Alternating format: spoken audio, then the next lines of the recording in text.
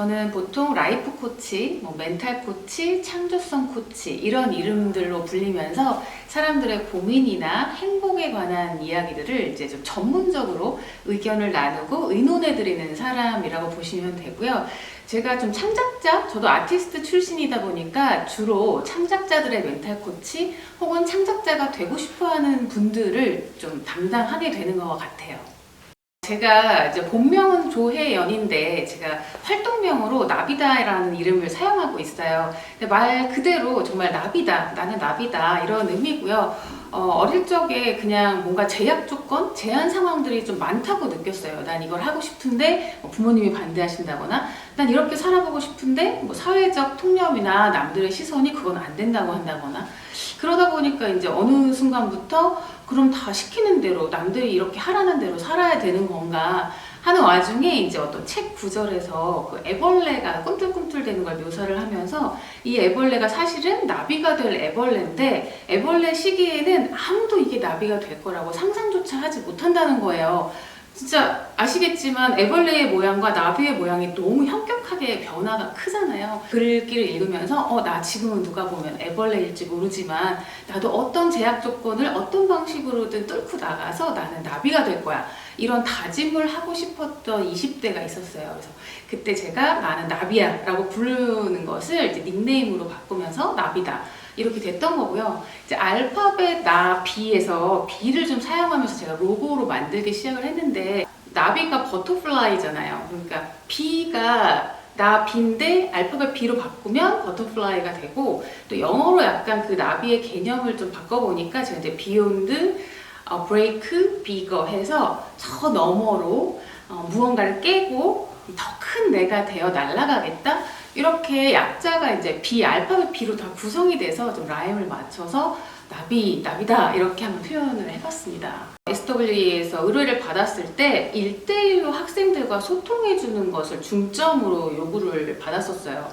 어떻게 보면 많은 클래스나 다수를 두고 교육을 할 수 있는 사람들 이런 포지션은 이미 많이 되어 있는데 1대1로 한 사람 한 사람과 맞춤형으로 소통하는 그런 클래스나 그런 포지션은 사실 학교에 잘 없잖아요. 1대1 소통이 많이 필요하다고 느끼셨던 것 같아요. 그 중에서도 특히나 이제 심리적 소통인 거죠. 내밀한 이야기들, 자신만의 고민, 남들한테는 보여지지 않는 소가리 같은 것들을 나눌 어떤 심리 상담사 같은 걸 원하셨던 것 같은데 아까도 말씀드렸지만 제가 창작자 출신이다 보니까 일반 심리학을 공부한 심리 상담사들보다 좀 더 이들의 심리를 잘 알고 있어요. 어떻게 보면 인간에 대한 이해라던가 심리, 내면에 대한 이해라던가 또 창조성, 창작자란 어떤 것들을 만들어야 하는가 어떻게 무언가를 만들어야 되는가 이 전반적인 이야기를 하다 보니까 1대1 소통은 물론이고 이제 내면과 창조성이라는 이름으로 그룹 클래스도 진행을 하고 있어요. 그래서 이론적인 이야기들도 같이 이야기를 나누고 또 1대1로 그 사람만의 규격화된 그 사람만의 고유한 사연들 이런 내밀한 이야기들도 나누고 있습니다. 웹툰 작가를 준비하는 학생들에게 그렇다면 이 심리 코칭, 내면과 창조성이란 코칭 과정이 어떤 의미로 중요할까라고 본다면 사실 모든 인간들한테는 자신의 내면을 주제로 이야기하는 것은 다 의미가 있어요. 그리고 사실 현대 사회가 되게 복잡하고 할 일들이 바쁘고 이런 와중에 나만을 중심으로 누군가가 고민을 소통해주고 의논해주는 경우가 잘 없죠. 그래서 사실 외로워해요. 그리고 친한 친구들과 수다를 떨더라도 자기 것들을 많이 숨길 수밖에 없어요. 뭔가 약간 경쟁 사회에서 나의 어떤 치부가 드러나는 걸 염려하기도 하고 또 누군가에게 피해가 될까봐 많은 부분을 말을 아끼다 보니까 다들 혼자서 좀 끙끙 앓게 된단 말이에요. 특히 작가가 되기 전에 그 작가를 운용하는 나라는 사람이 있잖아요. 본질적으로 나 누구누구가 작가가 되는 것이지 나는 없고 작가만 움직이는 건 아니잖아요. 그러다 보니까 나는 누구인가 본질적으로 작가 이전에 작가가 되고자 하는 나는 누구이고 왜 이런 것들을 하려고 하는가 나의 기질과 나의 세계관, 나의 가치관이 무엇인데 그거를 작품으로 어떻게 구상할 것인가 이런 의논들을 좀 하려면 나에 대한 이해, 인간에 대한 이해 이런 것들이 좀 기초가 되어야 되는 것 같아요.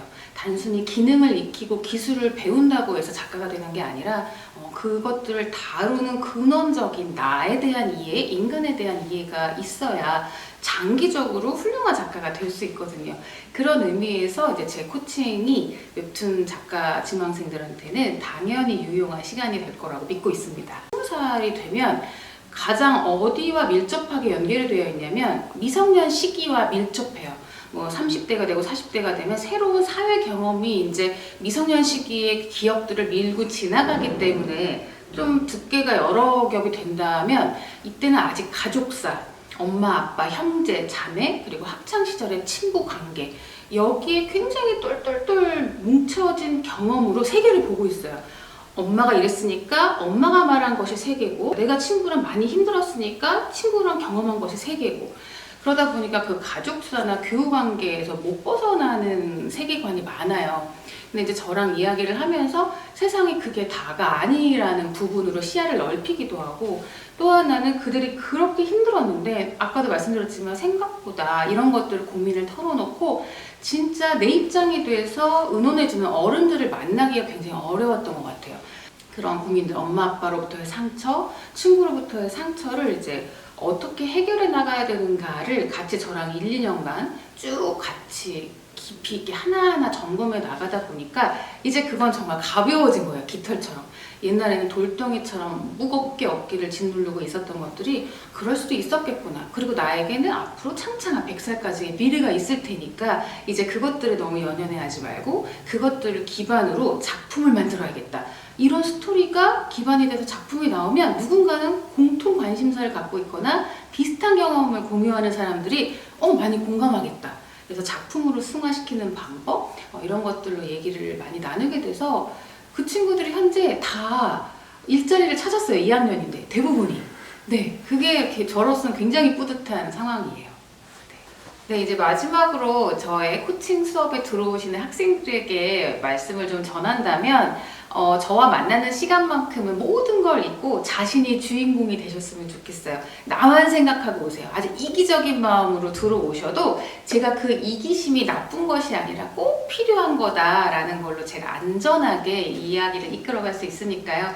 그래서 내가 중심이 돼서 내가 보고 싶은 대로 내가 진짜 원하는 것들을 깊이 있게 탐색하는 그 시간을 즐기셨으면 좋겠습니다.